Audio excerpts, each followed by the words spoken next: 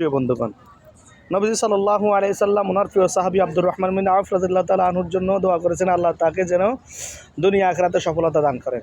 তো দুনিয়া আখিরাতে সফলতা দান করার জন্য যেই দোয়া করেছেন সাথে সাথে আল্লাহর কাছে এই দোয়াটা মকবুল হয়েছে, এই দোয়াটা কবুল হয়েছে। এই দোয়াটা কবুল হওয়ার পর ওনার খেজুর গাছের যে ছোট গাছটা মাটির থেকে উদিত হইতো, সাথে সাথে ওই গাছে ফল দিত।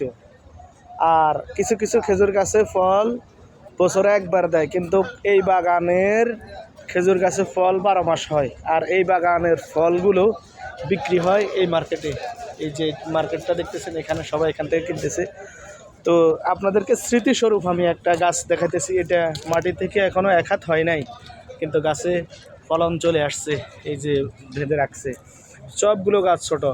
এই গাছগুলোতে 2-3 বার মৌসুমে 2-3 বার খেজুর ধরেন। এই যে খেজুর চলে আসছে, কিন্তু অন্য অন্য কোনো বাগানে এখন পর্যন্ত খেজুর ধরেন নাই।